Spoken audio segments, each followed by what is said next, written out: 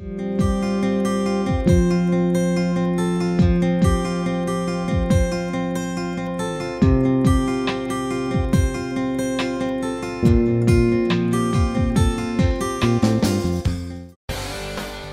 R. Sugaraj Samuel. He is working as a professor in physics at New College, Chennai. He is also training students for IIT JEE, AIEEE and BIT SAT. He has more than 16 years experience in both teaching and research. He has published a book titled The Complete Handbook of Bachelor of Electronic Science Practicals, which is prescribed for the syllabus for BSc Electronic Science by University of Madras. He has presented papers in several national and international conferences and has also conducted many training programs and workshops to motivate energetic students. His research areas are ultrasonic, polymers, crystal growth and photovoltaic systems. He is experienced in both regular classroom teaching and online teaching as well. Welcome to UGC lecture series on electricity and magnetism. In this lecture, we are going to learn about the concepts related to the LCR resonance circuit. Before we start the lecture, let us see the session outline for today's lecture. The series LCR circuit, and also we are going to learn about the resonance and the Q factor related to series LCR circuit. Let us start with the basic LCR circuit. What is an LCR circuit? The LCR stands for an inductor, a capacitor and a resistor, all three connected in series to a AC source. So, let us see a typical LCR circuit. This is how the LCR circuit is formed. Let an alternating source of EMF V be connected in series combination of a resistor of resistance R, inductor of inductance L and a capacitor of capacitance C. So, this is the typical circuit. We have a resistor here, an inductor here and a capacitor here, and the alternating EMF or alternating voltage is applied at this point and the current I is flowing in this manner. And since it is a alternating current, the direction of current is immaterial to us. It will be varying at a particular frequency, the frequency at which the source maintains the frequency, and the behavior of each component in this circuit is to be clearly analyzed. And before we go ahead with the analysis, one important point we should keep in mind, because it is a series circuit, the current that is flowing in all the components, namely the inductor, capacitor and resistor will be the same. So, let us make note of it. The current is same in all the components. So, let us mark it, same current I, and here we have shown this is the current that is flowing in the circuit. Now, we need to further understand what about the voltage drop across each of these components. So, let us learn about the voltage drop. In the circuit itself, the voltage drop is marked. So, let us have a look at the voltage drop across each component and then try to get expressions for the voltage drop. So, let us once again have the same circuit for our view. The voltage drop across the resistor is marked as VR and the voltage drop across the inductor is marked as VL and the voltage across capacitor is marked as VC. So, all these are marked. So, we need to get expressions for these voltage components. And at this juncture, one more important point I would like to emphasize: as these components are connected in series, the order is immaterial. We can connect the resistor first and the inductor next and the capacitor. So, they can be altered because all the three are connected in series, the same current is going to flow through all the components. We can connect the three components in any order. We can bring the L first, then C and then R. So, the order is immaterial, that is what we have to keep in mind. Now, we will go ahead with the expressions for the voltage across each component. So, let us have a look at the expression. Let the current flowing through the circuit be I, the voltage drop across the resistor is VR and it is represented as IR here. V is equal to IR. So, this is the voltage drop across the resistor, and here this voltage and the current are in phase with each other. We already have the prerequisite for individual components, how they behave in an alternating circuit. So, with that knowledge, we will be able to say what leads, whether the current or the voltage in each of these components. So, with that idea, we are able to write these details also. In the same manner, the voltage across the inductor coil across L is marked here as V suffix L, VL, it is IXL, and here XL is the inductive reactance, and we know that in an inductor coil the voltage will lead the current by pi by 2, that is 90 degree. So, that is also marked here. So, this is also an important point that we should use later. The voltage across the capacitor is marked as V suffix C, and which is equal to I multiplied with XC. Here XC is the capacitive reactance. What is reactance? It is the opposition offered by the component for the flow of current. So, that is called reactance. So, it is offered by the capacitor. So, it is called capacitive reactance.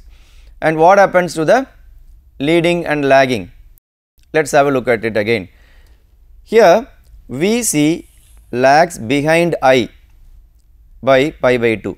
That means, the voltage lags behind the current by an angle of pi by 2 or 90 degree. Now, we know the expressions for these reactances. The XL is inductive reactance and XC is capacitive reactance. So, with that we will be able to formulate the equations and go ahead with the discussion. So, let us go ahead with the equation formulation. Let us have a look at the phasor diagram. The voltages across the different components are represented in the voltage phasor diagram. I will explain how this phasor diagram has been drawn. We have a already drawn diagram, but to start with, let us learn how this phasor diagram is drawn for the case of, let us take this as the phasor diagram, and this is a real axis and this is the imaginary axis, and as the current is same in all the three components, first we can mark the current in the real axis because this is the current I. So, we can mark that as I. Now, we can consider the voltage. What is the voltage across each component? First, let us take the voltage across the resistor. The voltage across the resistor is in phase with the current. So, we mark that as VR. How we say they both are in phase? Because we draw them on the same line. There is no angle between the current and the voltage. So, they are in phase. Now, we will take up the inductor. In the case of inductor, the voltage will lead the current. So, it is by an angle of 90 degree.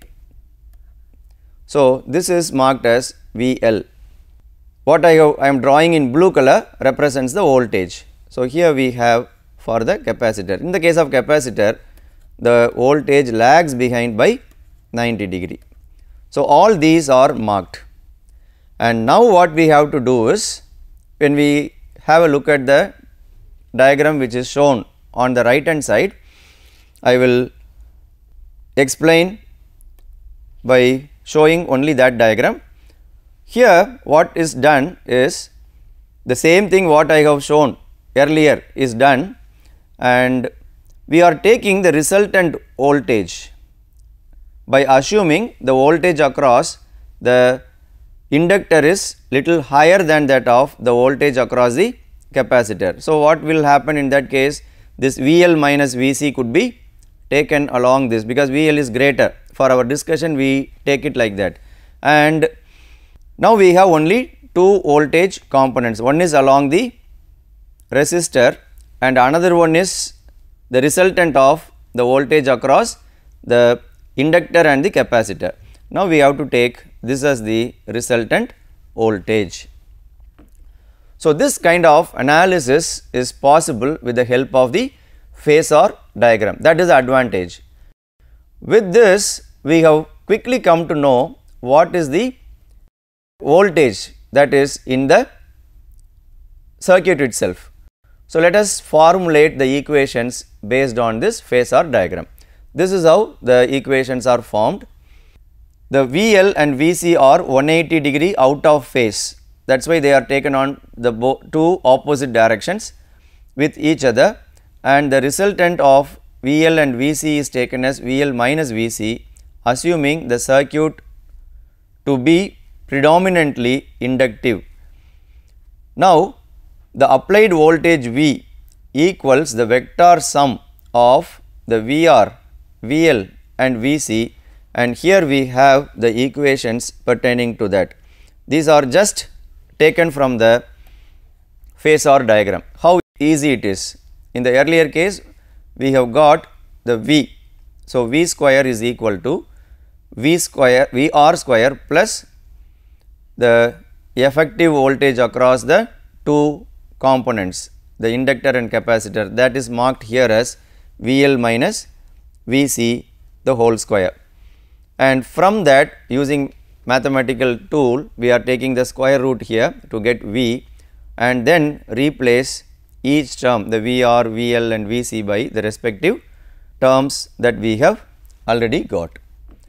So, with this phasor diagram, writing the equation for the applied voltage becomes very handy, it becomes very easy, it looks like a vector method of finding the resultant. But we should keep one point in mind, it is not vector, the voltage or current are not vector quantities. The method of finding the effective value or the resultant is only mapping with the vector method of doing, but actually they are not vectors, because direction and magnitude should be the characteristics of a vector. The current and voltage, they do not have that. So, they are still scalars, but only for the effective value calculation we use the vector kind of analysis. Now, we will go ahead and try to find out what is the current in the circuit, the effective current. So, from this we will be able to dig more information and the discussion further. The further simplification gives what I have said, the I is taken common from the expression, the I terms are taken out and it is brought outside the square root, and again it is brought to the left hand side in the denominator, and what we have here is Z, V divided by I is a quantity that tells something about the resistance, but here we call this as impedance. This impedance is the expression shown here. It has the resistor component here and the inductor component here and the capacitor component here. So, all these are giving effectively a impedance. Here Z is the net opposition offered to the AC by the various components, which is called the impedance in the circuit, which is somewhat having an analogy with the resistance in a direct current circuit. For alternating current circuit, it is called impedance. Now, look at the expression for impedance alone, that also has a vector method of doing. So, let us take the expression further and try to analyze the impedance calculation using phasor method. Look at the equation once, keep this equation in mind. I would like to highlight that equation. This is the equation we are going to take up for our discussion further.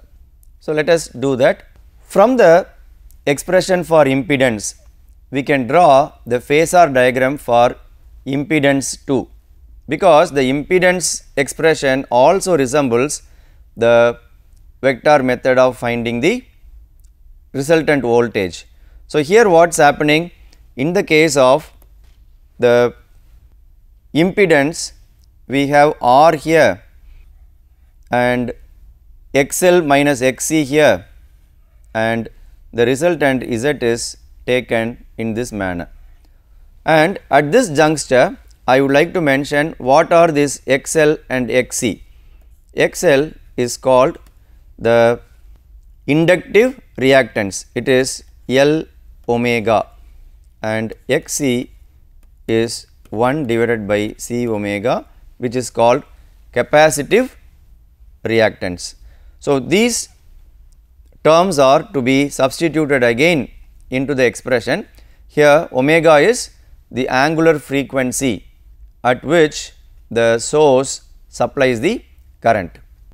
Now, we have learnt how we can find out the effective impedance that is offered by the circuit for the alternating current. Now, what about the angle between the voltage and the current, because we have come across a theta or come across an angle, it is represented here as phi. I would like to show the angle how it is marked, then we will go ahead with the discussion. Look at this angle phi. This phi is the angle between the resistor and the effective impedance. In the same manner, in the earlier circuit also we had an expression for phi. There it was the angle between the voltage and the current. So, having got the phi same for both the things, we can try to find out what is the phase difference between the voltage and current in the circuit. That is done here like this. The phase angle phi between the voltage and current is given by the usual expression tan phi is equal to VL minus VC divided by VR, and the simplifications are done. For VL, VC and VR we have substituted, and the further discussion shows the phi is tan inverse of XL minus XC divided by R. So, this is how we can find out the phase difference between current and voltage. Now, the instantaneous current flowing in the circuit is given by this expression I is equal to, I can write it as I is equal to I naught sin omega t plus or minus phi. So, the current could lead in the circuit or the current could lag also in the circuit, that is why the plus or minus phi comes. If the inductor has a greater role to play, then the voltage will lead. If the capacitor has a greater role to play, then the current will lead. So, accordingly the phi has to be chosen as plus or minus. So, we have learnt about the series LCR circuit in detail. Shall we look into the current expression further and try to get some more information from it? Let us do that. The value of current at any instant in the circuit is given by this expression, which is a modified equation which we have seen already. And once again, when we substitute for the respective terms for omega L, omega C, like this, XL and XC are replaced by the respective terms here, and what do we get finally? We get at a particular value of the angular frequency, the inductive reactance and the capacitive reactance may be equal. That means these two, the XL might be equal to XC based on the condition. Once we get that, what will happen? This term will get vanished because they are subtracted here one from the other, they are equal. So, it is just V divided by R square, that is done in the next expression. At the above condition, when XL is equal to XC, we know what is XL. XL is omega L and XC is 1 divided by C omega. So, on this condition, the impedance becomes minimum and it is given by Z is equal to R. In that condition, the current I is in phase with the voltage V, and this is to be discussed at length. What will happen when the inductive reactance and the capacitive reactance nullify each other? At that condition, the impedance offered by the entire circuit is just equal to, the Z is equal to R. It is purely ohmic, and that is the minimum value possible as far as the series LCR circuit is concerned. We call it as a special case. We will see further what it is. The particular frequency nu naught at which the impedance of the circuit becomes minimum and therefore the current becomes maximum is called the resonant frequency, and these are usual expressions. We wanted to find out what is the resonant frequency. So, what do we do here? We take it as omega L is equal to 1 divided by omega C, and we rewrite it for omega. From omega we want to find out what is nu naught. Nu naught is called the frequency, the linear frequency at which the resonance occurs. So, finally, we get this expression as the expression for the resonance frequency. Nu naught is equal to 1 divided by 2 pi square root of LC. What do we understand from the expression? The resonant frequency is not decided by the resistance. The resistor R does not have a role in this, but the inductor L and the capacitor C, they have a role in deciding what is the resonant frequency. At resonant frequency, what happens? The resistance offered, or in specific terms, the inductor becomes equal to the capacitor in the effect they produce. So, the impedance becomes ohmic, that is the minimum resistance. So, that is why the current becomes maximum in the circuit. That can be drawn in a graph. That graph is called the resonance graph. So, we will discuss that. Such a circuit which admits maximum current is called series resonant circuit, or it is also called acceptor circuit. Thus, the maximum current through the circuit at resonance is given as I naught is equal to V divided by R. At resonance, the impedance of the circuit is merely equal to the ohmic resistance of the circuit. So, as I have mentioned already, Z is equal to R. Where do we have this circuit in use?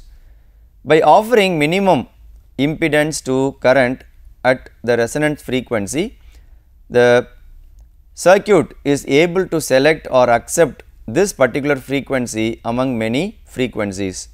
In radio receivers, the resonant frequency of the circuit is tuned to the frequency of the signal desired to be detected.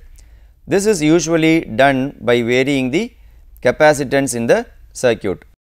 As I have said, the resonant frequency is decided by the C and L values. Mostly the L value cannot be altered because it is a coil, inductor is a coil, that cannot be easily altered unless we change the geometry of it. It is very difficult in electronic circuits, but capacitor value can be altered. So, by varying the value of the capacitance, the resonance frequency can be chosen so that that particular frequency is picked up. When we say it is picked up, what happens at that frequency, the current becomes maximum in the circuit, thus the circuit is tuned to receive that frequency. That is what we call it as resonant frequency. What further we have in this?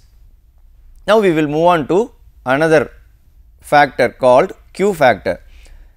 The selectivity or sharpness of the resonant circuit is measured by the quality factor or Q factor.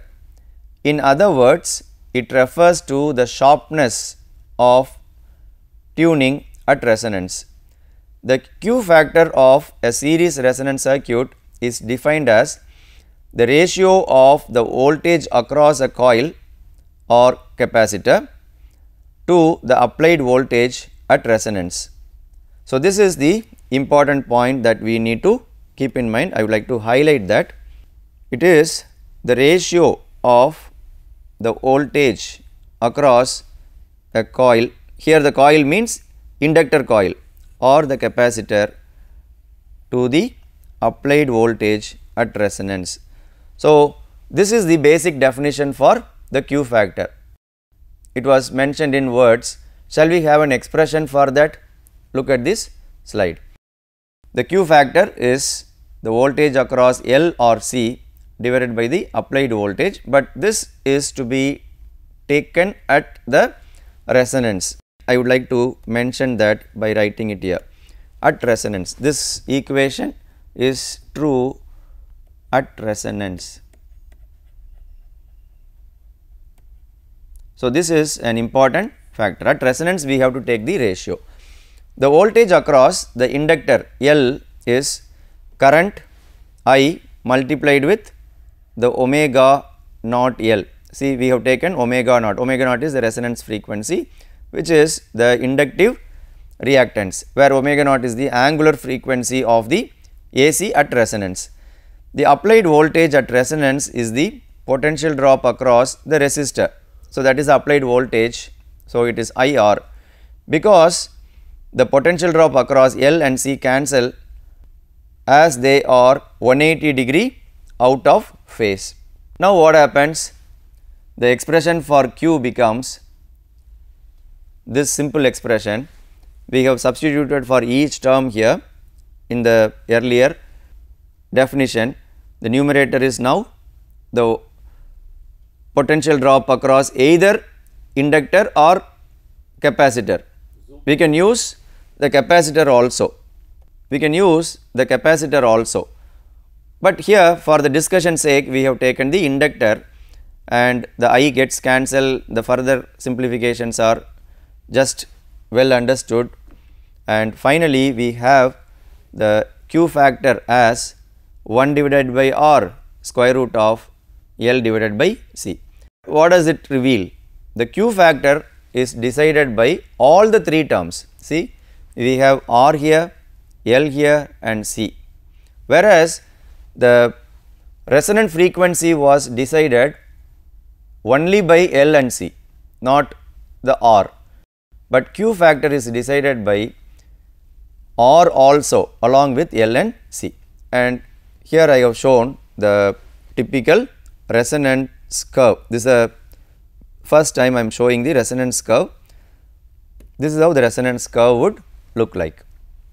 The current is taken on the y axis, the linear frequency is taken on the x axis, and when the resistor is very high, the current will be very less in the circuit. So, the resonance curve has a local maximum at nu naught, but it is less. But as the resistance becomes lesser and lesser, as we reduce the resistance value, we get the peak shooting up to greater current, and the extreme value when R becomes 0, the current shoots up to infinity. So, that is how the Q value is also increasing. When the resistor is high, Q value is low. Other extreme, when the resistance is 0, Q value is very high, that even goes to infinity. That is what we understand. And the graph shown on the right hand side also reveals some of the important points, and here an important parameter delta omega is marked. So, based on this delta omega also we can discuss about the Q factor. I would like to reserve the delta omega, which is called bandwidth, for the discussion in the upcoming lectures, but here I would like to show the important values. The Q value is 5 for a resistance of 10, and here as the resistor value decreases from 10 to 3.5, when it decreases, the Q value seem to be increasing. So, this is a typical example taken for a particular circuit. So, we know what is Q factor. The Q factor tells something about the sharpness of the resonance curve. Very low Q factor, Q value, the sharpness is less. When the Q factor, Q value becomes very high, the sharpness also increases. These are the important points about Q factor. Q is just a number having values between 10 and 100 for normal frequencies. Circuit with high Q values responds to a very narrow frequency range and vice versa. A circuit with high Q value is sharply tuned, while one with a low Q value has a flat resonance. Q factor can be increased by having a coil of large inductance but of small ohmic resistance. So, these are some of the key points about the Q factor, which has a vital role in the analysis of the resonance curves. Now, it is time for us to see the summary of today's lecture. Let us see the summary.